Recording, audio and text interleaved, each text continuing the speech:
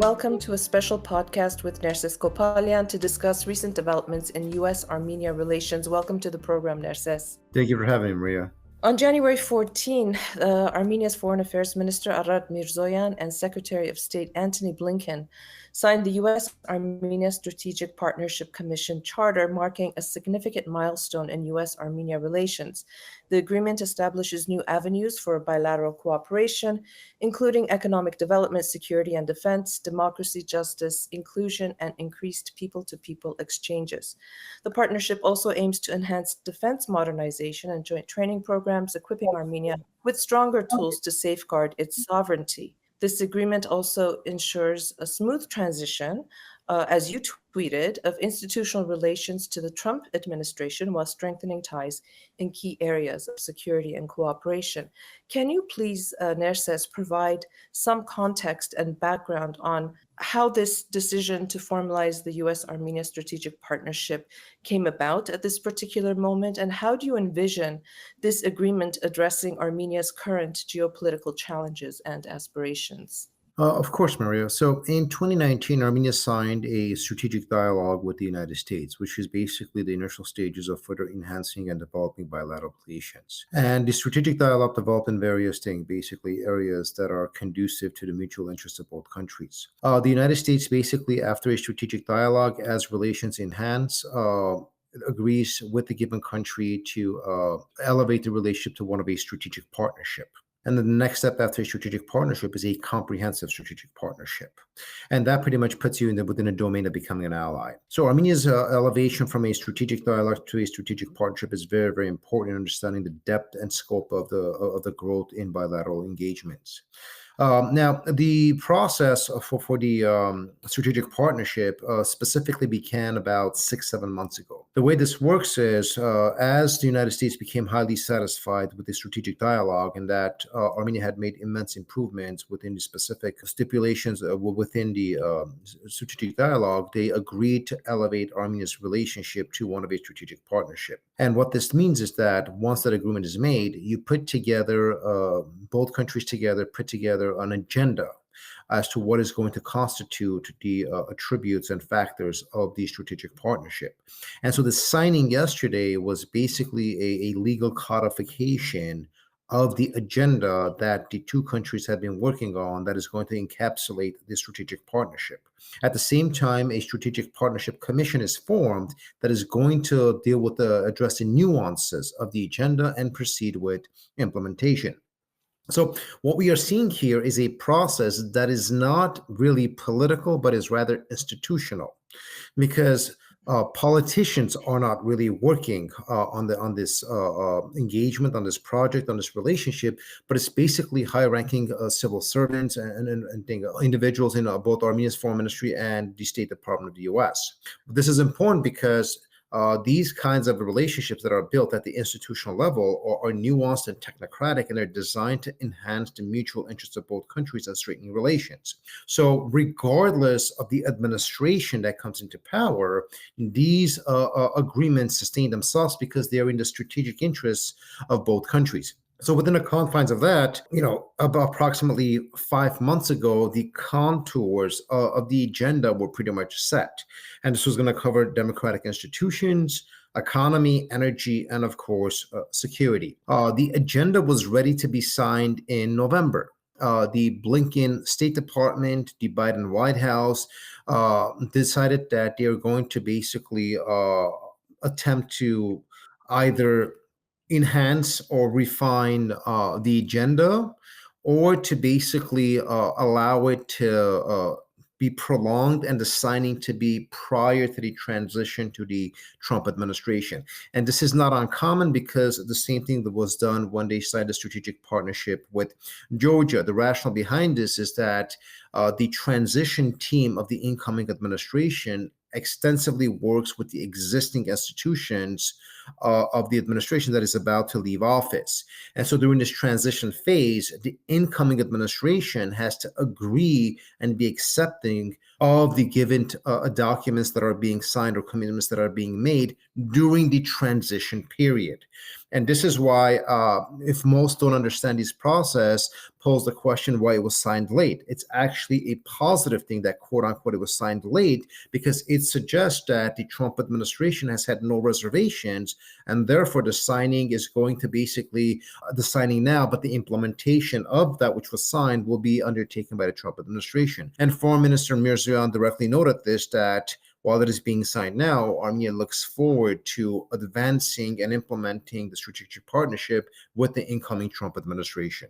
There has been, a lot of chatter, and I don't want to dwell on it, but there has been a lot of commentary in Armenia, and I would even argue in the diaspora, that this is a non-binding document. It comes a little too late, that this is being done sort of at the very end of the Biden administration, and Trump's administration can just tear this paper, apart. Can you speak to those criticisms or accusations, if you will? They're neither criticisms nor accusations. These are basically byproducts of ignorance and lack of understanding of process, or willful and dishonest politicization of something that's actually been very, very good for Armenia. So as far as the notion that is a non-binding document, first of all, 9 non-binding resolutions are things that are produced in the Senate or Congress. Okay, the State Department does not engage in these non-binding works. That's not how it works. These are interinstitutional relationships that have been developed through years. So the strategic partnership did not happen in a vacuum where overnight the State Department said, hey, Armenia, let's sign something, this piece of paper that doesn't mean anything, but we're going to proceed. As I noted, work has been going on this since 2019. So to suggest that work that's been developing from 2019 has been enhanced and elevated to a different level as of 2 days ago is somehow non-binding, in all honesty, borders on nonsensical. And the fact that this so-called non-binding posture is basically, completely discredited by the realities can be attested by 2 facts. One, for example, Blinken noted that the United States will be sending border guards or training of border guards and experts to Armenia. Well, if it was non-binding, you would not be having implementation of actual projects being implemented on the ground. Second, we are going to enhance and further develop the negotiations that Armenia has been having with the United States with respect to nuclear energy. If it was non-binding, why are we having these negotiations? Why is Armenia engaging in the 1, 2, 3 energy policy with the United States that we have been negotiating for the last 6, 7 months, and therefore now could go into the implementation stage by virtue of signing the strategic partnership? So clearly, the notion that it's non-binding or doesn't mean anything is utterly untrue. Now, the fact that any incoming administration will, for incomprehensible reasons, rip apart a strategic partnership that is in the interest of the United States simply doesn't make sense. The Biden administration's transfer of these agreements to the Trump administration has been welcomed by the Trump administration. The transition team has been very positive about this. The Rubio State Department that's going to come in is very, very excited about this. There's a lot of inside background chatter that confirms this. And furthermore, if the strategic partnership is designed in a fashion that mutually enhances Armenia-U.S. relations, that requires, not only requires, but Armenia agrees to join the global fight against ISIS by virtue of being part of this, that agrees to enhance and collaborate economic, energy, and resilience relations with the United States. What reason does the United States have, or any administration have, to quote unquote tear apart this document, right, this agreement, for unknown reasons? It's utterly nonsensical. Also, these documents are not torn apart. Worst case scenario, they may be suspended, as we saw with Georgia, but they are suspended if the other partner basically reneges or does not fulfill its commitments under the charter and under the agenda. So unless Armenia does something of that sort, which obviously is not something that is even in the horizon, these arguments are really dishonest, and they also suggest either a manipulation or a complete misunderstanding of these developments. Right, and there has been a team working with the Trump transition team. So it's not as if this has happened, like you said, in a vacuum. They're well aware of the strategic partnership document, obviously now, but this is not something that all of a sudden is being placed in front of them. They are aware of this, yes? Absolutely. The way the State Department U.S. foreign policy apparatus works is as follows, okay? What you have is whenever administrations change, yes, political appointees change. So at the Secretary of State level, obviously, at the Deputy Secretary of State level, at perhaps heads of some department. But those who are working on the nuts and bolts of the agenda are career servants. They're not going anywhere. Right? These are the technocrats that work. They are part of the U.S. Foreign Service. In the same way, the individuals within Armenia's foreign ministry who did an exceptional job working on this are not politicized individuals. Most of their names the public doesn't know because they are the ones working on developing these relationships. So those individuals are not going anywhere. Right? The structure and the nature of these various attributes of the agenda are designed to advance the strategic interests of both countries. So regardless of the incoming administration or the outgoing administration, these dynamics do not change. Now, hypothetically, if, for example, 4 months from now, 5 months from now, the Trump administration implements a policy that may possibly, right, and this is a hypothetical, create some concerns with the various aspects of the economic statute of the agenda. Then they will, the both parties will negotiate and find a agreed compromise to altering the minor nuances of the agenda. So of course, as things develop, as things grow, that's why you have the commission on this, right? They develop the policies to implement the agenda, the charter. Any other conversation is really either, like I said, an exercise in dishonesty or simply a lack of that deep understanding of how these sort of the institutional mechanisms work on this. But again, I come to my point that this document is not a political document. This agreement, the strategic partnership, as part of a institutional, bureaucratic, technocratic a deepening of relations between the two countries, which means that regardless of the administration in power, if they view this to be in the interest of the United States, which it unequivocally is, there are not going to be any specific issues with the strategic partnership. And note that when Georgia signed, for example, right after the signing, it was signed at the last minute, and then the Obama administration took over. After Obama, there was a Trump administration. There was the Biden administration. It continued flawlessly. Same with Vietnam. Same with Indonesia. So Armenia's signing is nothing unique in of itself. It actually suggests a continuity of a very healthy institutional relationship with the United States. I do want to also mention that Armenia's Prime Minister Nikol Pashinyan has been very careful in his statements regarding the strategic partnership. And, a little bit after the signing, he made a post on social media, as he usually does. And I'm doing a very loose translation of what he wrote in Armenian. He was saying the balancing foreign policy pursued by Armenia is reaching a significant milestone. And he went to great pains to talk about relations with Georgia, with Azerbaijan, with Russia, with Turkey, Iran, France, and other powers that Armenia has relations with. Because there, again, has been criticism that Armenia's pivot to the West is now sort of being solidified by the strategic partnership, and this could create some threats to Armenia. What do you say on that?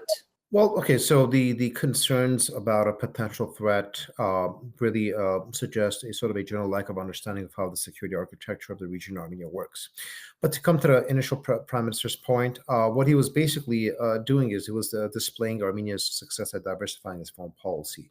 And signing the strategic partnership is one element of that diversification policy, where we are enhancing relations with the United States, with Europe, with our southern partners in Iran, with basically various numerous countries, with even countries in the east, from India to South Korea.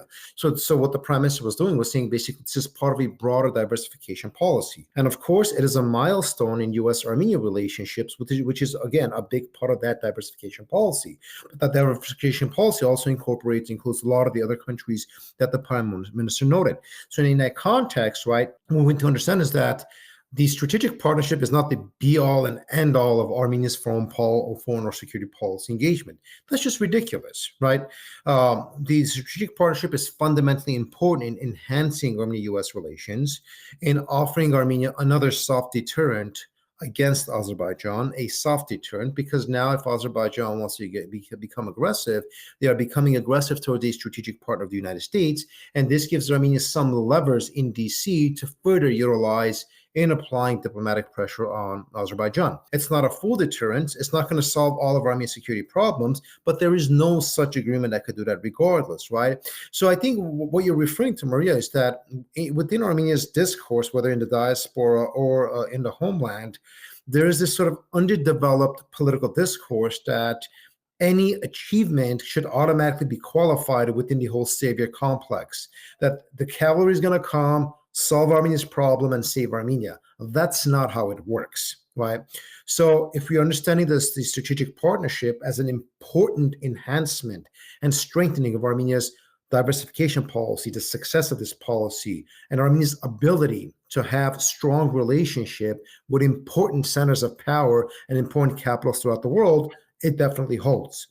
If the understanding is that the strategic partnership is somehow going to address all of Armenia's problems, then those who are making those claims or operating under that understanding simply do not have a healthy comprehension of how these things work. Move into the different pillars of the actual charter. There's economic, trade, transport, and energy cooperation, defense and security, strengthening democracy, justice, and inclusion, and increasing people-to-people cultural exchanges. From these pillars, Nerses, I mean, they're all important, obviously. Which are the ones that will have the most impact? And because, you are the author of our EVN security report, you are a security expert. I'm assuming you're going to say security and defense, but what are some of the important components of these pillars? Well, actually, yes, security is the most important factor for Armenia. But if you look at the agenda and the charter, the security stipulation or the other point, the third point, is not the most effective or influential one. It is one of them, but not the. So security is important for Armenia, but if you look at the strategic charter, the most important and strongest one is actually on energy, and then economy, and then cultural to cultural exchanges, which I will quickly address in a second. But security is important in what context? When we have written about this extensively at EVN, about America's defense diplomacy and how U.S. security architecture works. The United States immediately does not give any given country an aligned status and therefore starts giving them hard power security assistance. This is a complex, nuanced, and a time-consuming process. So the fact that Armenia is at this stage and that the security component is in the strategic partnership, it suggests that we are developing the strong foundations to at one point get to where we need to get. And that's basically procuring hard power capabilities. But when we look at the minor nuances of the agenda, specifically in the section on security, we see things that are referring to, for example, on enhancing cooperation, which means military intelligence, military knowledge, sharing of information, training. We already have some of that, as we've spoken about, mission and command training, NCO training, cybersecurity training. But what this is going to do is it's going to elevate it at a different level, right? So you're going to get stronger and more advanced technical training that is going to contribute to Armenia's defense and its ability to maintain its sovereignty. Further, we see discussions in the agenda about defense modernization. That's just another term for military reforms. So the fact that the United States in this charter is saying it is going to contribute and support Armenia's military modernization, we see where this is going. Again, they can hypothetically give you hard power capabilities, right? But if your military isn't modernized, if you don't have the military science, the capability, the knowledge, and training, you're not going to be able to effectively use all those high power capabilities. So this logic that it's a zero-sum presupposition that either U.S. gives us weapons or this entire document doesn't mean anything is just seriously, in all honesty, an infantile interpretation of a very, very important development. More so, we see a discussion about joint training programs, right? When we look at militaries that have exponentially enhanced their capabilities or countries that have enhanced their security capabilities, it's all about knowledge and training, right? You have that skill set. The rest you can mitigate by purchasing and procuring the type of weapons from the international market. And so what we're talking about is Armenia enhancing resiliency, Armenia professionalizing and modernizing its army, and Armenia doing this in joint cooperation with the United States.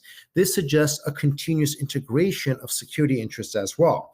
So just because there is not a clear hard power component in the document does not mean that all of the important work that is being done and sitting as a foundation for potential hard power procurement is somehow minimal or not as important. It's actually just as important. But sadly, a lot of the punditry in Armenia doesn't understand these components. So when you look at the security component, they're not able to properly understand what this document entails.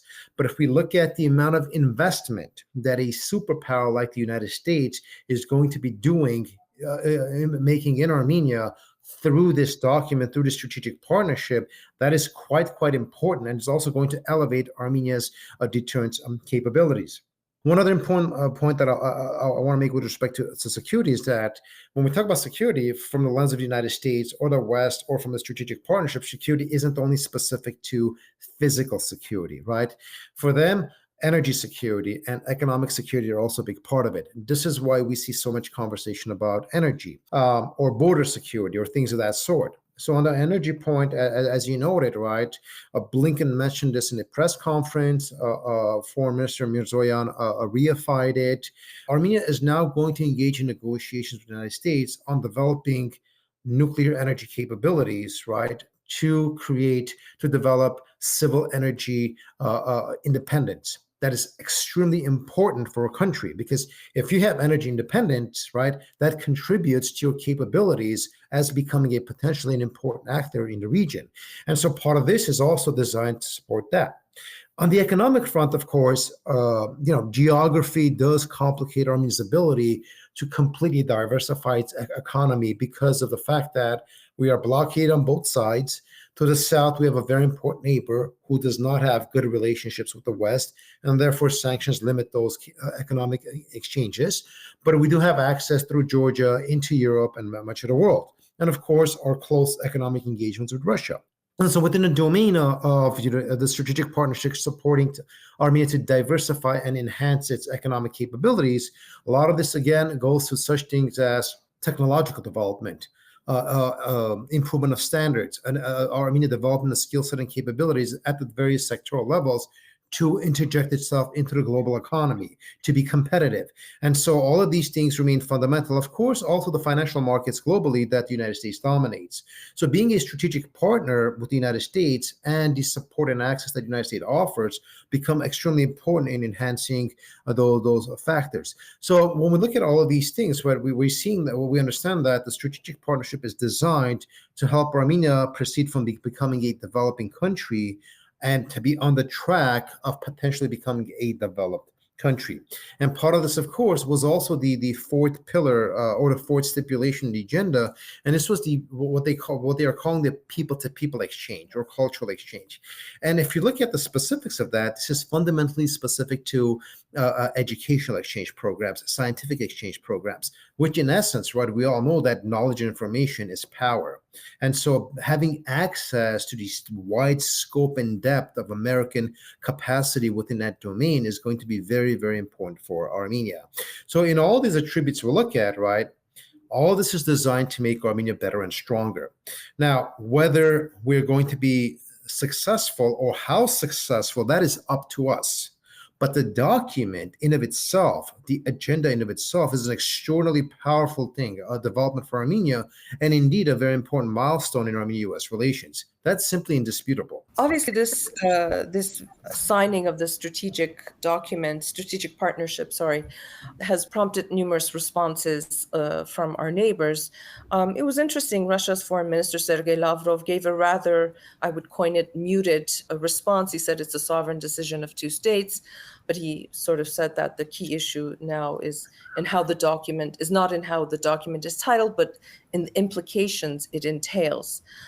How do you think this is going to impact Armenia-Russia relations? To be honest, and I'm going to be counterintuitive here, I think it's going to impact Armenia-Russia relations rather positively. And we had written about this. I had written about this a while back with respect to asymmetrical aggressive bargaining. What happened is that for 30 years, Armenia was a Russian satellite, a colony. So you would basically follow orders from Russia, and your strategic self-interest were irrelevant, right? Russia's interest superseded that of Armenia's. That is the logic that Armenia operated under. And then very recently, as we did the pivot and we diversified our policy, Russia attempted another mechanism, and that was to try to bully Armenia and basically strong Armenia from diverting away from that orientation. It did not work. And so now Russia understands that bullying Armenia isn't going to work, threatening Armenia isn't going to work. They need to respect Armenia and develop a mutually respectful relationship. And so Lavrov's statement, if you pay close attention to it, was not the usually aggressive or tacitly threatening modality of communication that they're so accustomed to. It was one of, we understand what Armenia is doing, but there are complexities here, let's talk. And Lavrov did invite Foreign Minister Mirzoyan to Russia, and Mirzoyan accepted the invitation because we have to have dialogue with all of our partners and neighbors. But Mirzoyan said, I'll come when it's basically, convenient for me. So what we're doing is we're engaging constructively with all regional partners, but we are not diverting or changing our policies simply because a partner is unhappy. The partner needs to consider Armenia's interests as well. And the fact that Lavrov is talking about Armenia's sovereign decision-making, an alien concept to the Russians, suggests a very, very important development.